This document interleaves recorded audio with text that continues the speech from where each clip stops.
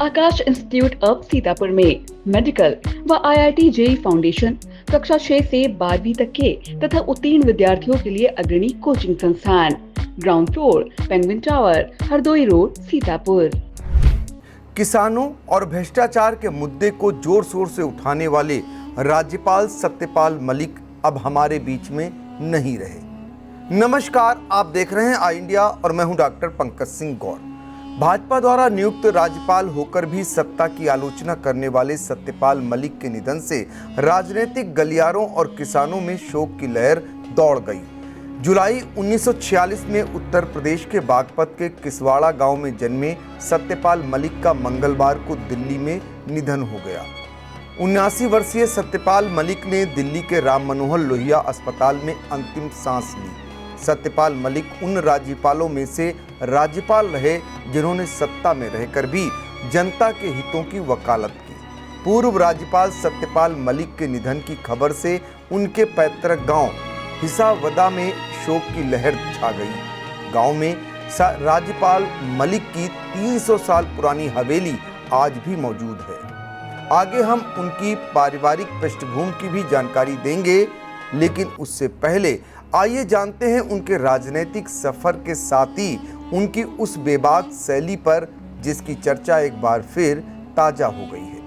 राज्यपाल का पद भारतीय लोकतंत्र की वो संवैधानिक कुर्सी है जिस पर बैठा व्यक्ति दलगत राजनीति से ऊपर होता है, लेकिन जब कोई राज्यपाल सत्ता की ही आलोचना करे तो सियासत में भूचाल आना तय है। यह कहानी है राज्यपाल मलिक की, जो 2017 से लेकर 2022 तक कई राज्यों के राज्यपाल रहे, लेकिन चर्चाओं में वो तब आए जब उन्होंने भाजपा सरकार की आलोचना शुरू की, वो भी तब जब वो खुद भाजपा की सरकार द्वारा नियुक्त राज्यपाल थे। आखिर ऐसा क्या हुआ कि एक संवैधानिक पद पर बैठे व्यक्ति ने उसी पार्टी के खिलाफ बोलना शुरू कर दिया जिसने उन्हें पद दिया था। सत्यपाल मलिक को 2017 में बिहार का राज्यपाल नियुक्त किया गया। इसके बाद वो जम्मू कश्मीर, गोवा और फिर मेघालय के राज्यपाल भी बने, लेकिन सबसे विवादास्पद समय 2018 से 19 रहा जब वो जम्मू कश्मीर के राज्यपाल थे। सत्यपाल मलिक का सरकार से मतभेद सबसे पहले सामने तब आया जब उन्होंने अनुच्छेद 370 हटाने के तरीके पर सवाल उठाए। इसके बाद किसान आंदोलन के समय उन्होंने केंद्र सरकार, खासकर प्रधानमंत्री नरेंद्र मोदी और गृह मंत्री अमित शाह की आलोचना करते हुए कहा, सरकार को किसानों से संवेदनशीलता से बात करनी चाहिए थी। मैंने प्रधानमंत्री से कहा था कि 500 किसान मर गए हैं, कुछ तो कहिए, लेकिन उन्होंने कहा मरे हैं तो क्या, मैं तो मरा नहीं हूं। सत्यपाल मलिक ने जम्मू कश्मीर में कथित भ्रष्टाचार और पुलवामा हमले को लेकर भी केंद्र पर गंभीर आरोप लगाए। उन्होंने कहा, पुलवामा हमले में जवानों की शहादत के लिए खुफिया चूक जिम्मेदार थी और सरकार इसे छुपा रही है। इसके बाद भाजपा ने उनके बयानों को व्यक्तिगत राय बताया, उनसे दूरी बना ली, लेकिन सत्यपाल मलिक कहते रहे, मैं जो कह रहा हूं वो जनता और सच्चाई के पक्ष में है। अगर इसके लिए पद चला जाए तो कोई अफसोस नहीं। 2022 में राज्यपाल पद से हटने के बाद भी सत्यपाल मलिक लगातार मोदी सरकार की नीतियों पर सवाल उठाते रहे। उन्होंने किसानों, सैनिकों और लोकतांत्रिक मूल्यों के पक्ष में खुलकर बोला। सत्यपाल मलिक की यात्रा एक ऐसा उदाहरण बन गई है जहां सत्ता के करीब होते हुए भी उन्होंने अपनी आवाज को सत्ता विरोधी बनाकर पेश किया। क्या यह साहस था या रणनीति, इसका फैसला तो इतिहास करेगा। बताते चलें, कश्मीर घाटी स्थित जल विद्युत परियोजना से संबंधित कथित भ्रष्टाचार मामले में सीबीआई ने सत्यपाल मलिक और 7 अन्य लोगों के खिलाफ चार्जशीट फाइल की। बीजेपी और मोदी सरकार के खिलाफ आए दिन मुखर रहने वाले मलिक का राजनीतिक सफर काफी लंबा रहा है। 78 वर्षीय मलिक ने अपने राजनीतिक जीवन की शुरुआत 1968-69 में छात्र नेता के तौर पर की थी। इसके बाद उन्होंने चौधरी चरण सिंह से निकटता बनाई, जिसकी वजह से उन्होंने 1974 में चुनावी राजनीति में प्रवेश किया और बागपत से विधानसभा का चुनाव जीतकर पहली बार विधायक बने। बाद में चरण सिंह के साथ ही लोक दल में शामिल हो गए। उन्हें चरण सिंह ने पार्टी का महासचिव बनाया। 1980 में सत्यपाल मलिक लोक दल की ओर से राज्यसभा पहुंचे। वहां भी ज्यादा देर नहीं रुके। साल 1984 में मलिक कांग्रेस के रथ पर सवार होकर 1986 में एक बार फिर राज्यसभा पहुंचे, लेकिन राजीव गांधी के कार्यकाल के दौरान बोफोर्स घोटाले के बाद 1987 में कांग्रेस से इस्तीफा देकर बीपी सिंह के नेतृत्व वाले जनता दल में शामिल हो गए।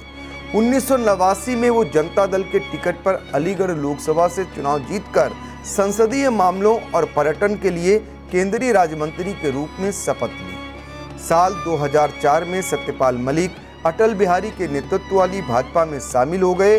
हालांकि लोकसभा चुनाव में उन्हें हार का सामना करना पड़ा। मोदी सरकार के पहले कार्यकाल के दौरान मलिक को भूमि अधिग्रहण विधेयक पर विचार करने वाली संसदीय टीम का प्रमुख नियुक्त किया गया। हालांकि मलिक के इस पैनल ने विधेयक के खिलाफ अपनी राय दी और जिसके बाद सरकार ने इसे ठंडे बस्ते में डाल दिया। बीजेपी में कई वरिष्ठ पदों पर काम करने के बाद मोदी सरकार ने अक्टूबर 2017 में सत्यपाल मलिक को बिहार का राज्यपाल नियुक्त किया। करीब एक साल तक बिहार में काम करने के बाद उनको अगस्त 2018 में जम्मू कश्मीर राज्यपाल बनाकर भेज दिया गया।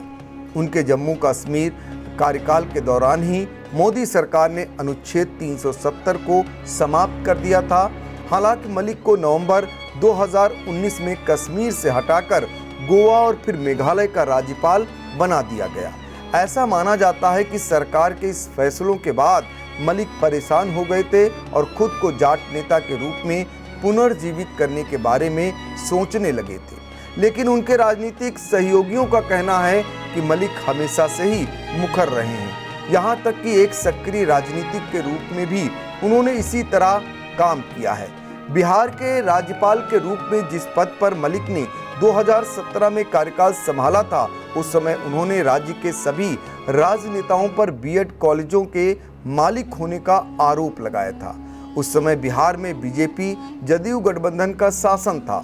नवंबर 2018 में जब मलिक जम्मू कश्मीर के राज्यपाल थे, तब विधानसभा भंग करते हुए मलिक ने कहा था कि अगर वह दिल्ली की ओर देखते तो उन्हें सज्जाद लोन के नेतृत्व वाली सरकार स्थापित करनी पड़ती और इतिहास उन्हें एक बेईमान आदमी के रूप में याद रखता।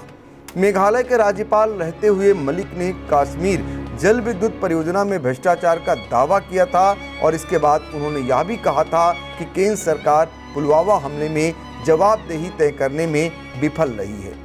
कश्मीर में आतंकियों द्वारा आम नागरिकों को निशाना बनाए जाने की खबरों के बीच तत्कालीन मेघालय के राज्यपाल सत्यपाल मलिक ने कहा था कि उनके कार्यकाल में ऐसी घटनाएं कभी नहीं हुई थी। इसके बाद ही उन्होंने जम्मू कश्मीर में आरएसएस के एक पदाधिकारी पर आरोप लगाया था। सत्यपाल मलिक ने कहा था, जम्मू कश्मीर में मेरे सामने 2 फाइलें आईं। उनमें से एक अंबानी से संबंधित थी, दूसरी आरएसएस के एक वरिष्ठ पदाधिकारी से संबंधित थी। सचिवों में से एक ने मुझे बताया कि धोखाधड़ी वाली फाइलें हैं, लेकिन उसने यह भी कहा कि आप दोनों सौदों में से प्रत्येक में 150 करोड़ रुपए प्राप्त कर सकते हैं। मैंने यह कहते हुए प्रस्ताव को अस्वीकार कर दिया। मैं 5 कुर्ते लेकर आया हूं और उन्हीं के साथ जाऊंगा। सत्यपाल मलिक के इस बयान के बाद जब बड़ा विवाद खड़ा हुआ तो जम्मू कश्मीर के मौजूदा उपराज्यपाल मनोज सिन्हा ने इस पूरे मामले की सीबीआई जांच के आदेश दे दिए। सीबीआई ने इसके बाद 2 एफआईआर दर्ज की और कई जगहों पर छापेमारी की, जिसके बाद मलिक समेत कई लोगों से पूछताछ की गई। फरवरी 2021 के बाद मलिक खुलकर केंद्र की आलोचना करने लगे थे। उसी महीने एक इंटरव्यू में उन्होंने नवंबर 2020 से चल रहे कृषि कानूनों के खिलाफ विरोध प्रदर्शनों से निपटने के केंद्र के तरीके के खिलाफ बात की। मलिक ने कहा, किसानों को अपमानित करके वापस नहीं भेजा जा सकता। आप उन्हें अपमानित करके विरोध प्रदर्शनों से वापस नहीं भेज सकते। आपको उनसे बातचीत करनी चाहिए। इस इंटरव्यू के 1 महीने बाद मलिक ने बागपत में सभा में सार्वजनिक रूप से यह मुद्दा उठाया और कहा कि ऑपरेशन ब्लू स्टार की तरह सिखों की ओर से भी प्रतिक्रिया हो सकती है। नवंबर 2021 में जयपुर में ग्लोबल जाट समिट को संबोधित करते हुए मलिक ने कहा, देश ने कभी इतना बड़ा विरोध प्रदर्शन नहीं देखा जिसमें 600 लोग शहीद हो गए हों। यहाँ तक कि अगर कोई जानवर भी मर जाता है तो दिल्ली के नेता शोक संदेश जारी करते हैं, लेकिन 600 किसानों की मौत पर कोई प्रस्ताव भी पारित नहीं किया गया। अक्टूबर 2022 में मेघालय के राज्यपाल के रूप में अपना कार्यकाल पूरा होने पर मलिक ने यूपी के बुलंदशहर में एक सभा को संबोधित किया, जहां उन्होंने सेना की अग्निपथ योजना की आलोचना की। एक रिपोर्ट के अनुसार उन्होंने कहा कि सरकार युवाओं के जीवन के साथ खिलवाड़ कर रही है। आइए अब लौटते हैं सत्यपाल मलिक के गांव की ओर, जहां उनके कुटुंब के लोग आज भी रह रहे हैं। परिवार के लोगों का कहना है कि राज्यपाल पद से सेवानिवृत्त होने के बाद वह वर्ष 2003 में गांव आए थे और सभी से मिलकर अपनी पुरानी यादों को ताज़ा किया था। सत्यपाल मलिक के भतीजे अमित मलिक का कहना है कि उनके चाचा गांव में ही प्राइमरी पाठशाला में पढ़े और इंटर की शिक्षा एमजीएम इंटर कॉलेज से हासिल की। वह गांव में अपने साथियों के साथ साइकिल पर जाया करते थे।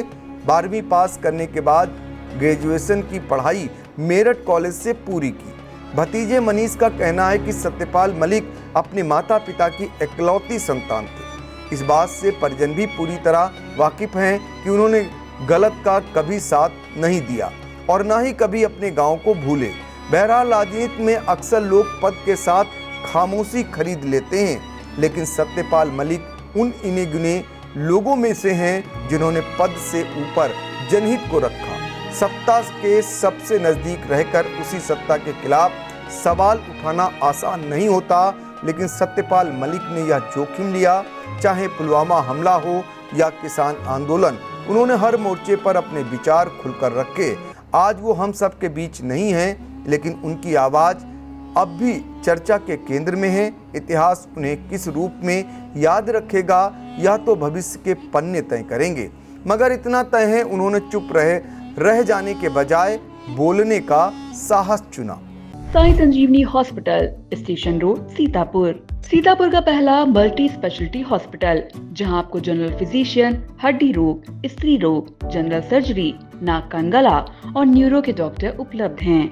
साई संजीवनी में आयुष्मान कार्ड धारकों का मुफ्त इलाज और टीपीए कार्ड धारकों के लिए कैशलेस सुविधा उपलब्ध की गई है। हॉस्पिटल में आईसीयू, वेंटिलेटर, बाईपैप व डायलिसिस की सुविधा भी उपलब्ध है।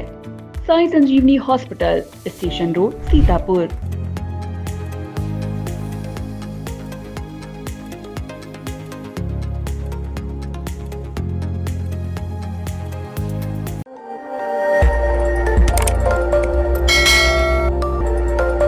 खबर आपकी, नजर हमारी।